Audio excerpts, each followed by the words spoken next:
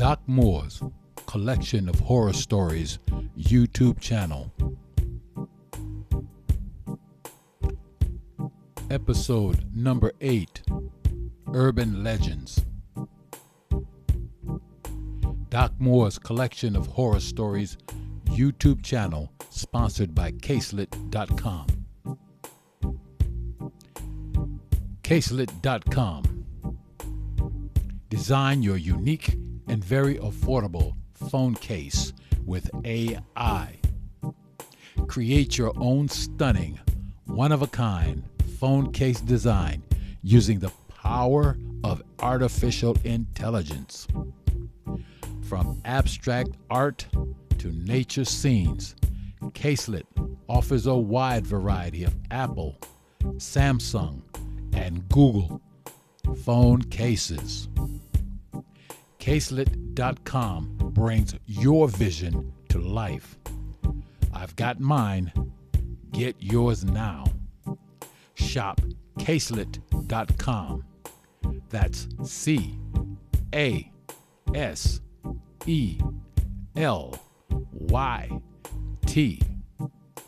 Caselet.com.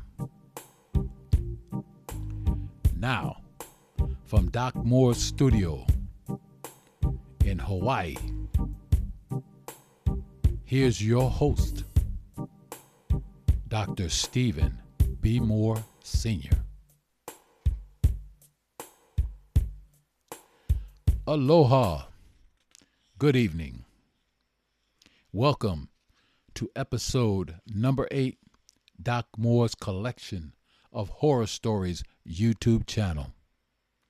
I'm your host, Stephen B. Doc Moore Sr. Urban legends are defined as modern-day fables or folk tales that are told or circulated as if they happened, and they often carry the fears, beliefs, and anxieties of society. Urban legends are usually set in urban or rural settings. Unlike traditional oral folk tales, these stories spread through print, digital, and social media. Urban legends are present in various cultures. They feature familiar themes reflecting local supernatural, paranormal events, and characters. Tonight, I will present first-hand accounts from people just like you who had close encounters with urban legends. You will hear people describe their harrowing encounters of their own personal experiences with urban legends in their own words. I will also present an excerpt from my book, Doc Moore's Collection of Horror Stories, that deals with a specific urban legend encounter I gathered and wrote about. Let's begin with the first story. This first story comes from a young lady who recalls growing up on Sagamihara housing area, also known as SHA, Camp Zama, Japan. She says she, her big brother, his friends, and their family dogs went to see if a spirit was haunting the Base Housing Child Development Center, or CDC. Now, these young ghost hunters learned the hard way about the old saying, be careful of what you wish for. You just might see it, or it might see you. Let her tell you about a Japanese ghost on a security footage.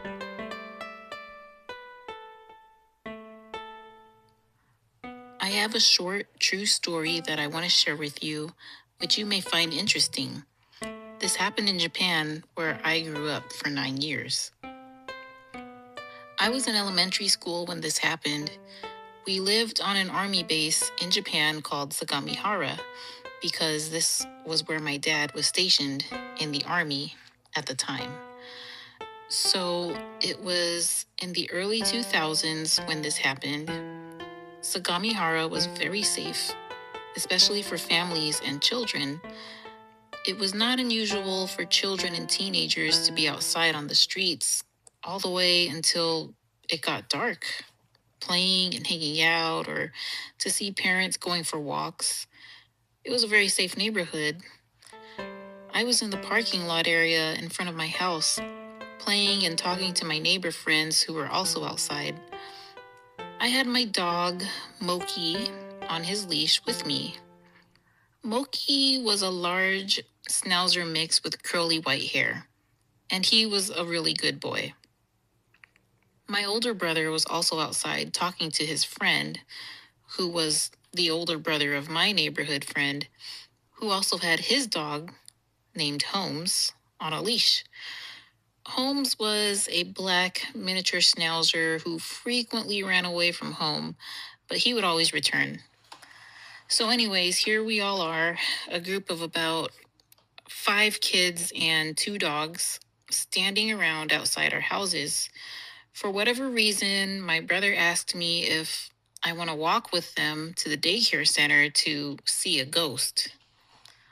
I wasn't ready to go back inside yet, so I said yes, even though I did not want to see any ghost. We started walking to the CDC, which stands for Child Development Center, which is the Army's version of a daycare center / learning center for kids when their parents are working. So we started walking to the CDC, which only took us about 10 minutes or so to walk to. During our walk, I learned about the rumor of the ghosts. They said that each night a ghost runs down the hallway of the CDC building and that it can be seen on camera. No one knows who the ghost was or how it got there. It simply was.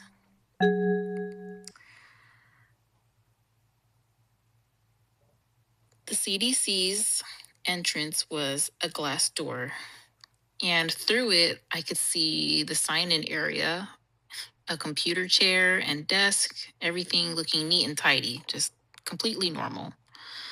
Above the desk, there was a pretty good view of all the security monitors. I remember there being 4 large monitor screens clearly visible from the outside. On the screens, I could see what looked like hallways, and it looked to me like everything was being recorded in black and white. I thought it was creepy how dark and quiet and empty the inside of the building was, and the security monitors were glowing so brightly in contrast. I was a scaredy cat, and I did not want to see the ghost, so I stood in the back behind the rest of the group. My neighbor friend asked me to hold Holmes's leash so he could focus on the security monitors.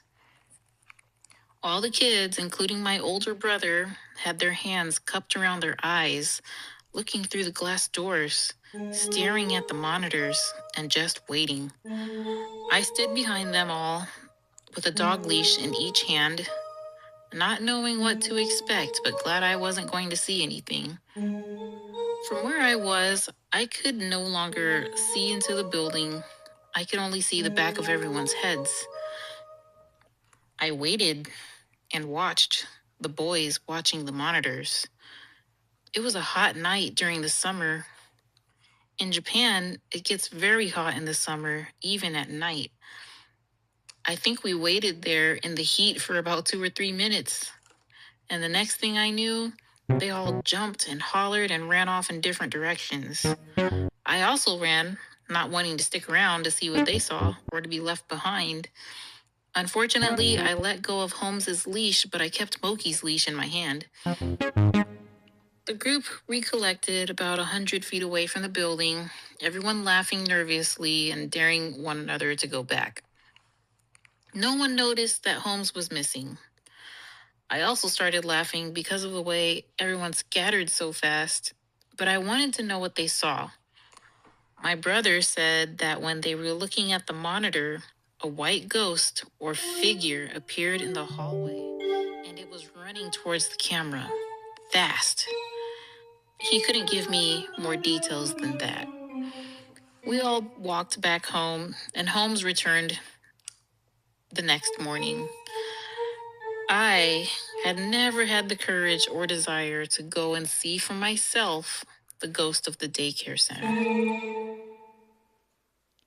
Now, this next story comes from a lady who saw a doppelganger. Listen as she tells you, she explains what happened to her in the middle of the night. This is a phone call that she made into my studio. So listen very carefully. The stuff is very spooky, what she's talking about.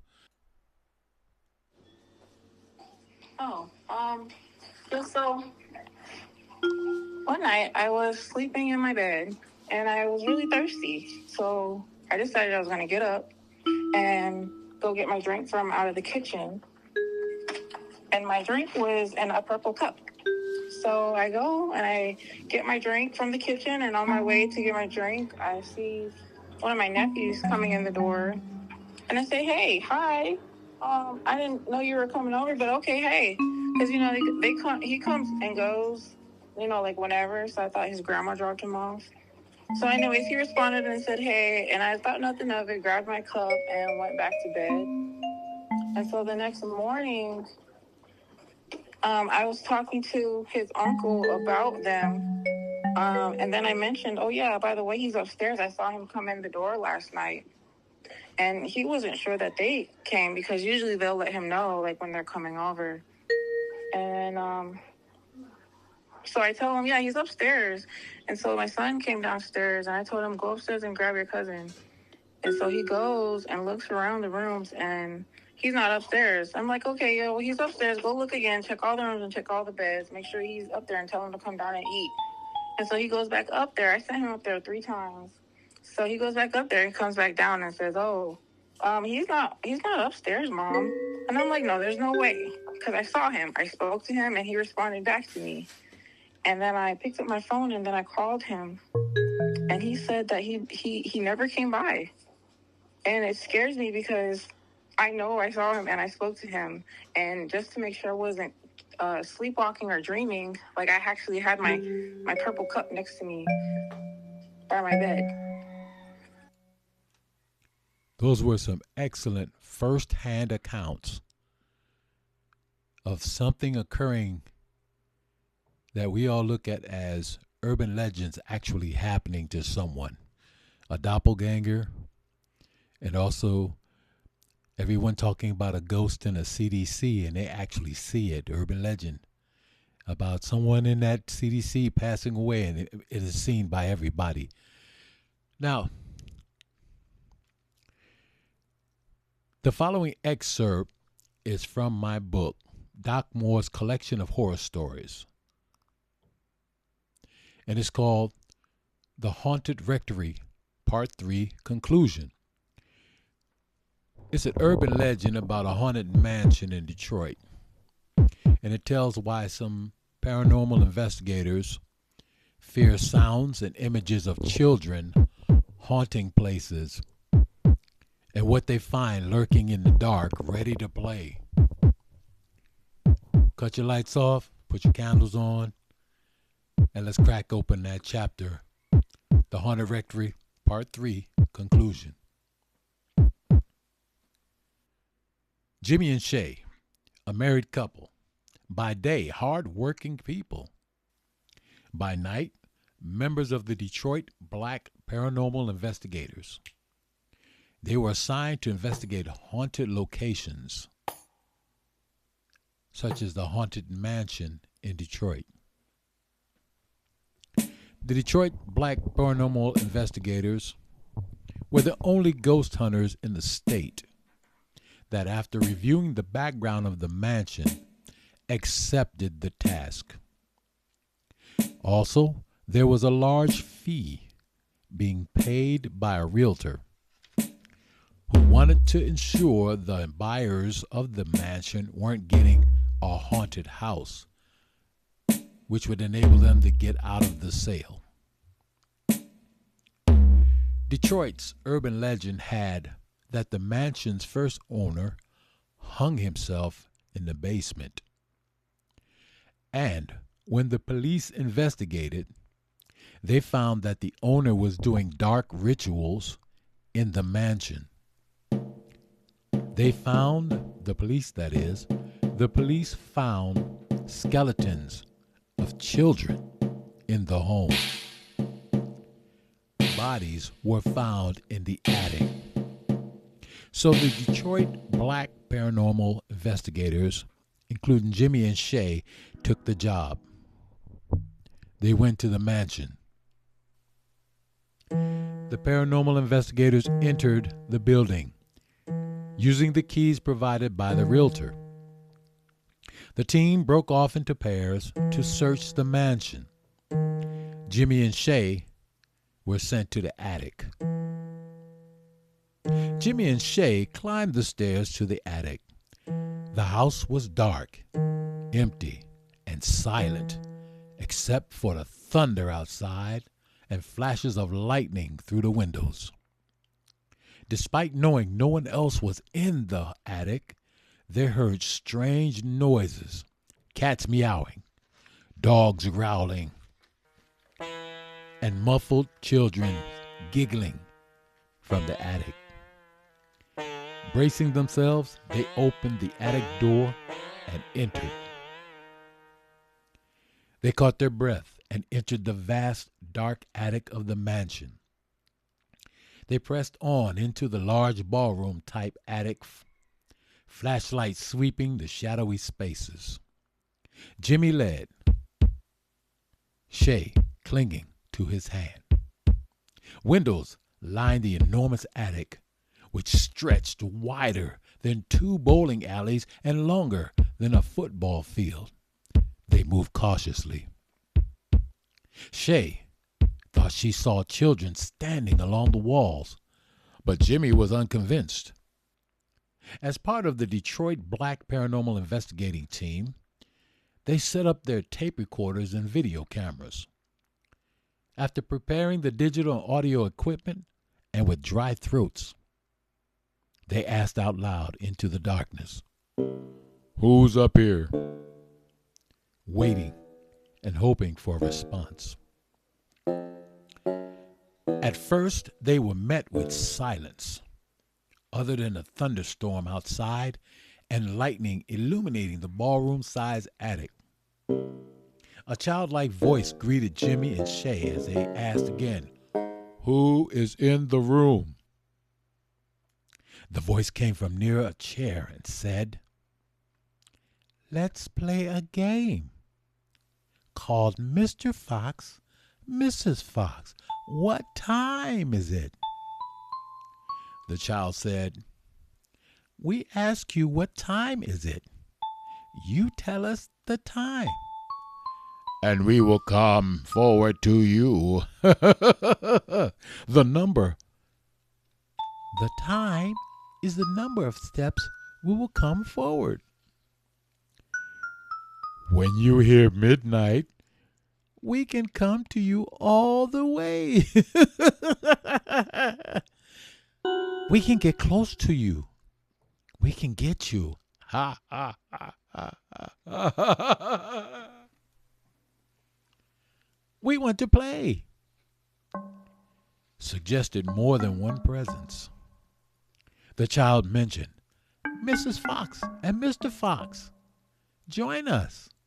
Join in the game," inviting Jimmy and Shay to come deeper into the hall room and join the game. Both were nervous. Jimmy touched his pistol on his hip. Shay did the same thing while watching Jimmy. A child's voice asked from the darkness, "Can we start?" The child said, "Mrs. Fox, Mr. Fox, what time is it?" Shay reluctantly replied after looking at the clock on the wall, 7 o'clock. The child slid a chair back and counted steps. 1, 2, 3, 4, 5, 6, 7, before silence returned. This time, several children's voices asked, "Mr. Fox, Mrs. Fox, what time is it?" The clock had mysteriously moved to 10 o'clock. Jimmy and Shay saw the clock hands shifting from 7 to 10. In the darkness, they both said, 10 o'clock. More children approached, counting together. 1, 2, 3, 4, 5, 6, 7, 8, 9, 10. Their footsteps stopped. Shay nervously licked her lips, while Jimmy tightened his grip on his pistol. Both felt tense as children's voices echoed, asking, "Mr. Fox, Mrs. Fox, what time is it?" Shay noticed the clock had mysteriously moved to 11 p.m., and she whispered her concern to Jimmy, who looked up and confirmed the time. Suddenly, a chorus of children counting erupted, overwhelming Jimmy and Shay until exactly at 11. All noise abruptly ceased, leaving them in stunned silence. The sounds of children approaching were unmistakable. The group was positioned within hearing range, though not fully visible in the darkness. Shay and Jimmy were nervous, hearing their laughter, singing, and giggling. It was clearly audible. In a hushed tone, Shay asked Jimmy about the children's whereabouts, noting that it sounded as if the room was filled with them. The children began to chant, "Mr. Fox, Mrs. Fox, what time is it?" The clock struck 12. Their anxiety increased Shay and Jimmy's, prompting Jimmy to draw his pistol.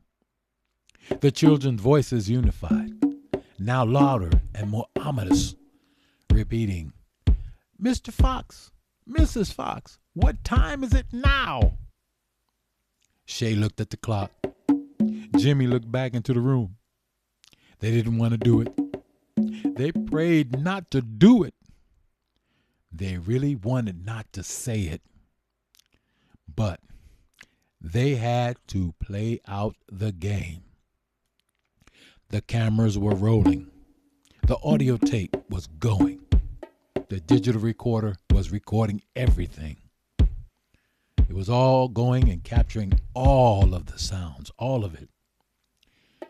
Jimmy and Shay gripped each other's hands, the hands that weren't holding their pistols. In the darkness, numerous pairs of yellow and red glowing eyes were staring at them like wild animals that could see in the dark. Again, the children said in unison, "What time is it?" In evil, evil voices, yet childlike voices in that room. Jimmy and Shay backed up to the door. Jimmy pulled his pistol and then he cocked it. Jimmy and Shay shouted with hesitation and fear, "Midnight! Midnight!" Shay yelled. Silence. And then all hell broke loose in that haunted mansion. The ghost children leaped and screamed and stomped and howled and cried, coming forward towards Jimmy and Shay.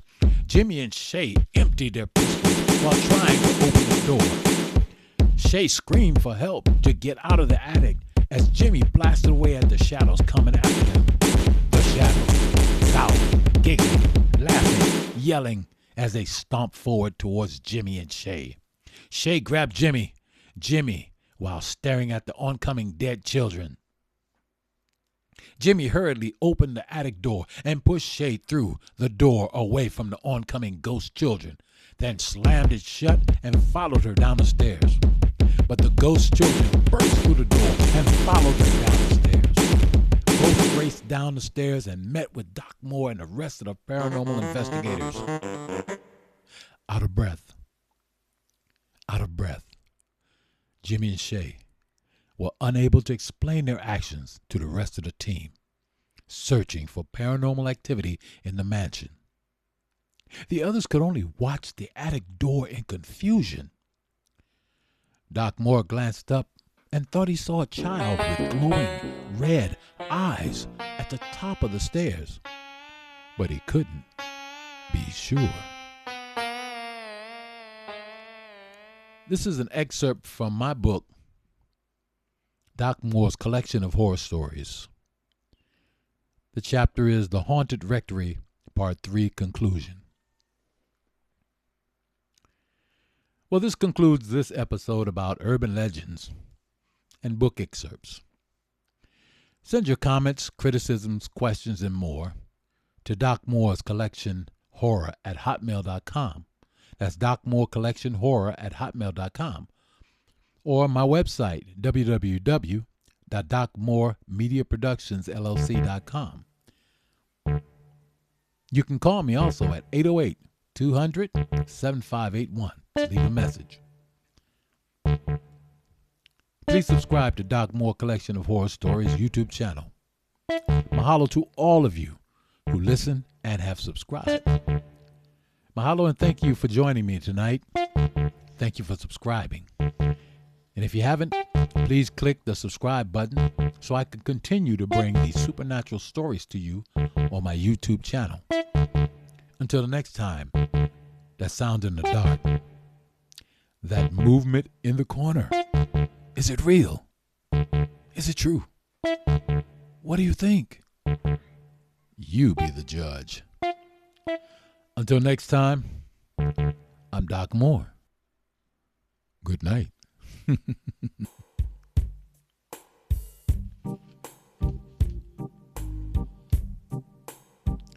Doc Moore's Collection of Horror Stories YouTube channel is sponsored by Caselet.com. Caselet.com. Design your unique and very affordable phone case with AI. Create your own stunning, one-of-a-kind phone case design using the power of artificial intelligence. From abstract art to nature scenes, Caselet offers a wide variety of Apple, Samsung, and Google phone cases. Caselet.com brings your vision to life. Now, I got mine. Doc Moore got mine. Get yours. Shop Caselet.com. That's CASELYT.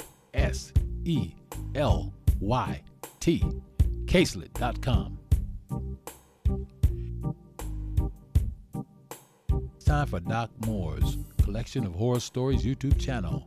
Send your comments, criticism, questions, and more to Doc Moore Collection Horror at hotmail.com.